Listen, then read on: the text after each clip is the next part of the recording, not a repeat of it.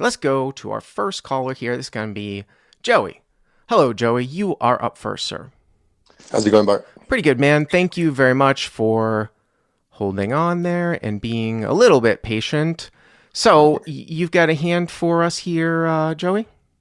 Yes, so we're playing out at Jamul, that's outside of San Diego. Jamul with a J, right? Yeah. San Diego. Not a big room. I've never played there, though, but I've heard it's not a big room, right? Yeah, like 12 tables Okay. about. All right. It's not crazy small, but not commerce, right? No, no, of course not. Yeah. Okay. And what's the game size we're talking about here? So on this one, the biggest game that was going on was just a 1-3, and Okay. few of us were straddling. That on this one there was a straddle going on. Yeah. So this is a 1-3 with a straddle, basically? Yeah, 1-3-6. And what's the max buy-in? 300. Wow. Pretty shallow, right? Yeah, that's definitely what made this hand kind of interesting.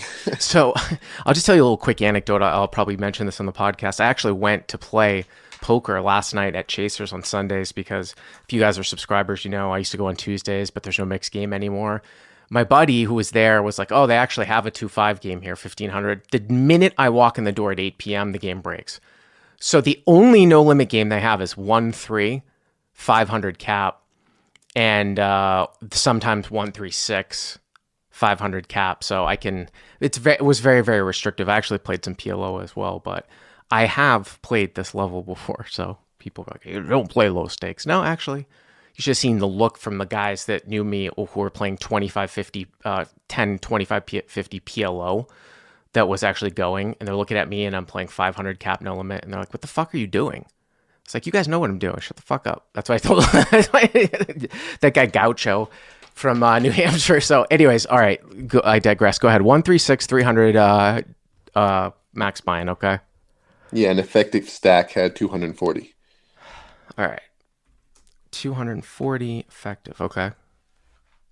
So we're in under the gun 2, and I've got 5-6 of spades. Okay. So I raise it up to 20, and I get the hijack and button to call. You're here. You're in +2 to 20. 5-6 of spades. You said hijack and button calls. Is that right? Yeah. All right. So hijack and button call. So you've got this straddle, and this is even more restricted than the game that I was talking about at Chasers last night because of the fact that it's really only 300 buy-in, so the effective section would be less. And now all of a sudden you're making it 20, which isn't really a huge raise, right? It's like 3x of the straddle, but No. I mean, now it's just, you can see how quickly these games get very, very, very shallow. I'm going to put the pot as $60. And I do wonder, Joey, and people are going to say, well, because I said I'm going to intentionally be playing loose at Hustler Casino Live. I have to say, though, I went in a whole thing about this on the flagship pod last week, too. We'll put a link in the description in that section where I was talking about how I do encourage people to move up as quickly as possible out of like these level games, especially in California with the flat drop structure. But I'm not even talking about, that is the biggest consideration why I say to move up. But the other problem with these games is that, well, when you take a look, I'm not talking about problems, but I said it usually you'll develop some bad habits when playing, because if you want to play the game for maximum profitability with this setup, you have to do some different things, which are quite boring. I actually think that I would not play 5-6 suited here from +2. And I'm not the pre-flop police at all. If you want to open 5-6 suited in a regular setup no limit game, like in a 5-5 1,000 cap game, be my guest. I will not get on you. But the shallower you go, the more unprofitable this hand is. There's no way this hand is profitable from +2 because of the fact that this game is so showdown bound and so showdown oriented, especially with the straddle. It's a lot of top pair value. You just don't have the tools to barrel. So I would rather open King 10 off here than 5-6 suited, honestly, from +2. I'm not saying that that's necessarily open, but King 10 off is a much better hand than 5-6 suited in this spot. I digress. Yeah, I used it folding. It was just for filming purposes. I was just trying to get more hands in. And it was a pretty passive game, but yeah, I definitely agree. Yeah. All right, so $60 to the flop. Yep. Yeah, and the flop comes Jack of spades, 5 of hearts, 6 of diamonds. Jack of spades, 5 of hearts, 6 of diamonds. So you flop bottom 2. Yeah. Okay. And there's $60 in the pot. Okay. Yeah, Yeah. and I see bet for $35 and just hijack calls. So hero bets 35, hijack calls, and then the button folds, right? Yeah, So again, the button's the guy, or excuse me, the hijack's the guy that's 240 effective, so button folds. I mean, this is a great spot, right? And Joey, I'm pretty sure you're a CLP sub, website sub. Like I said, I keep using that term flop call configuration when I say like, well, hijack really. Now, obviously, this is probably a very, very small game, but you have 5-6 here, right? I'm looking at the board, and which is bottom two, right? There's no flush draw. So what's the most probable hand that the hijack has here? a jack. Yeah, a jack, right? Which is awesome for you. But what I would say is that you can then manipulate how you want to play this hand based upon whether or not you can bet a jack by the turn, beat a jack, excuse me, by the turn. So, if the turn's a deuce, you have the best hand 99% of the time. But if you had like king queen suited and you were structuring like a multiple barrel bluff, and we say hijack almost always has a jack here, then a deuce probably wouldn't be a good barrel card for you, right? But you'd still want to start piling with 5-6, right? So whether you call that unbalanced or not, like in terms of with bet sizing and stuff, but it's a really, really good spot for you. So okay, 35 and a call, and now the pot here is 130. Before we move on to the turn, I do want to announce that, again, I am giving away free pieces of myself to Hustler Casino Live's Thirsty Thursday. I'm actually going out there in a few days on October 12th. Last time I won over $22,000 and I gave away $2,200. So you don't want to miss out. You can go to CLPGiveaway.com to get in for free and get those entries in. Okay, Joey, let's move to the turn as we're at 130. Yeah, turn is three of hearts. Okay, 3 hearts. Okay. And now I bet 85, just leaving him about 100 behind. So 85? Yeah. Okay. So you bet 85 here. So if he were to call, you're betting 85 and a 130. So if you were to call, the pot would be 300. So it would be like a nice 1/3-ish bet behind. You can probably even get away with going smaller, although at this point it doesn't even matter. I was just saying that, like, as long as you have like probably 40% back at this level, people are never going to fold top pair. I think 85 fine. I mean, if you went 75 and call, it'd be like 280 and he'd have like 120 back. It's all fine. Okay. Yep.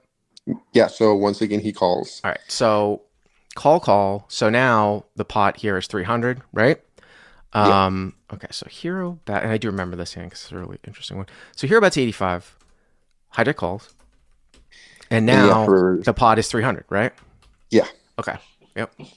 Yeah, and river's not fun. It's the 3 of spades. Oh, so again, to repeat, Joey just got counterfeit here. So it's jack of spades, 5 of hearts, 6 of diamonds, 3 of hearts, 3 of spades.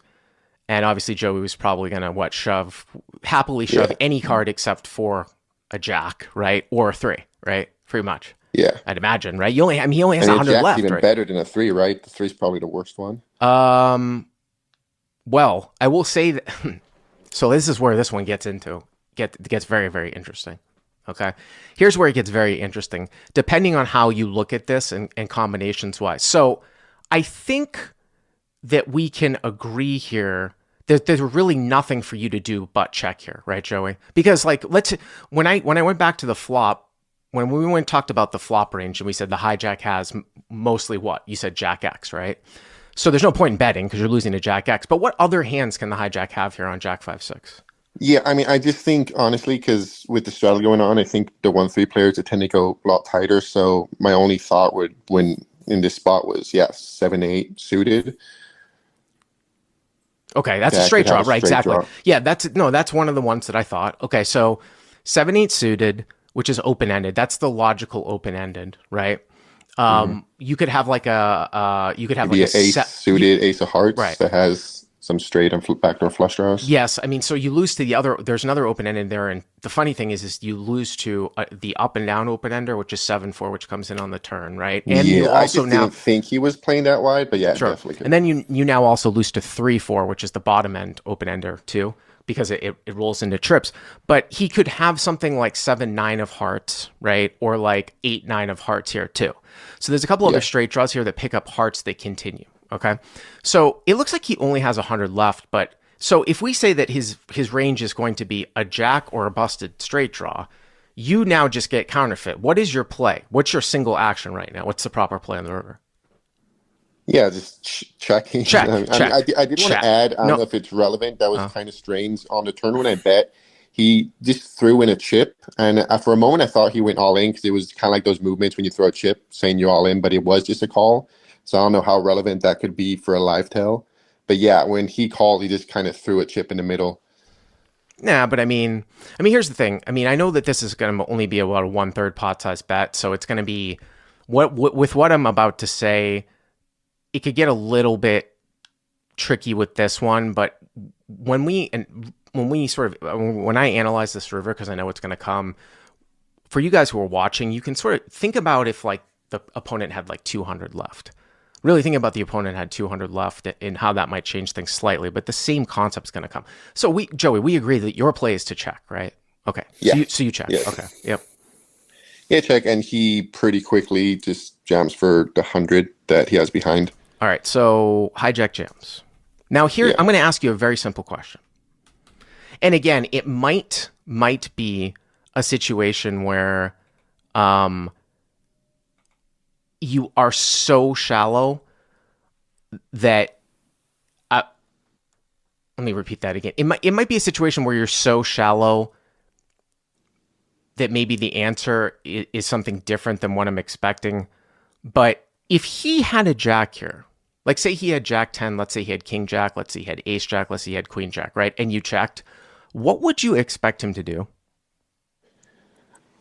I think I mean, maybe with a weaker jack, he'd be more prone to showdown, but I guess with ace jack, king jack, maybe queen jack could be betting. See, I or just disagree. what little he has behind. I honestly disagree with that. And Okay. again, it might be very subtle because he's so short. I have not played at this level like in a long time, but like say you had 200 or a full stack. Let's say that you guys started with 500, right? Or 1,000 and you checked the river. What would you expect a jack to do? How about that's a better question? I definitely didn't lot. They probably wouldn't go too thin for value. So maybe they're check Let's say back you with have a less ace jack. Let's say you had 500 left here. Okay. So the effective stacks were not 100 and you checked. In your game, what do you usually expect most jacks to do? What do you think from your opponent? I think a decent amount of checking, and again, like maybe ace jack would be betting. And the other thing though too is that like the front door missed.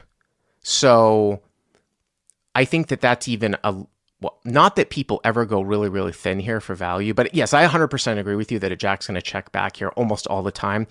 The other thing too is that even if you get a KG player, like if I put myself in this spot and I was like, I'm going to go thin here with the jack, this run out is actually not as good for me to like jam ace jack here because there's no front door heart like flush draw that like busted out that you might hero me down with something weaker than a jack. I mean, I know there's a straight draw. The point that I'm making here, Joey, is that I actually find this bet very, very suspect here. You're getting 4-1, and I honestly think that you might be good here 1 out of 5 times. I think that I find the call here because I think Jack 10 and Queen Jack are going to do a lot of checking back here. Like I said, this one's a little bit different because of the fact that it's only 100. You're going to have to tell me how thin people go in this specific game, Joey. But even just from playing that session at Chasers, I don't believe it. And once you start to get up to a half pot size effective, there's no way. Like I'm calling more often. You know what I'm saying? Now, what are the things that are going against you here? The fact that 7-4 you're losing to anyways, or that he ran into a 3 in the form of 3-4, plus that little added tidbit that you talked about where maybe he just moved all in. But I call here. I gotta be honest with you, I call here. And like if I call and he turns over Queen Jack, then I'm going to tap the table, but I do not expect it. And by the way, if most people are betting a jack here, then it probably isn't a call, depending on the pot odds. Mm-hmm. Anyways, what happened? Yeah, so I mean, I was just thinking I wouldn't, these 1-3 players, I just don't see them bluff that often. And I felt kind of crazy, them trying to get me to fold for such a small amount. So yeah, I did end up folding. And yeah, since I was filming, he asked if I wanted to see it for the video. And he so you're before you do the reveal, what's your vlog? Oh, Poker Babbo. Oh, that's right. I think Poker Babbo. Yeah, I was on like last year once. Okay. I was on a call. All right, we'll try to put a link in it. All right, so he said you're filming. Is this video up by the way already or no? No, probably next week. Okay. I want to kind of do this. Just add what your thoughts behind Okay. I do not after. put uh why Joey, excuse me, Joey. I know that you didn't reveal. You did not. You have not given me the reveal. I feel No, strongly. I I didn't tell feel you. strongly that you have the best hand. I really do. What happened? Tell me. Yeah, you're right. He did Okay. flip over a 7-8 of hearts, Seven, so he eight did hearts. have the open ended on his flop. 7, 8 of hearts. Yep. That's interesting, and that's another thing too with this game. I'm just looking at his turn play here. So he picks up a monster on the turn. When people are not, it's almost like a tournament too. Like if you're in deep, let's take a look at your opponent's turn play. Like if you're in more normal setup with stacks and deeper stack poker, if I had 7, 8 of hearts and I was your opponent and I played the hand this way where I just called the flop, I'm doing a ton of raising on the turn and putting a lot of one pressure on your one pair types of holdings. But the problem here is that with these types of very short effective stacks, no one's ever folding top pair plus on the turn, right? If your opponent jams all in, and they probably shouldn't. So unless you are the guy with 7, 8 of hearts on the turn and you somehow think that like your opponent could be barreling like ace king or ace queen, no pair, it's probably better for your opponent to just take his equity than to jam turn because you're never folding a jack or better. You follow me, Joey? That's the other weird thing about these shallow games. So, anyways, I appreciate the call, Joey. Thank you very much.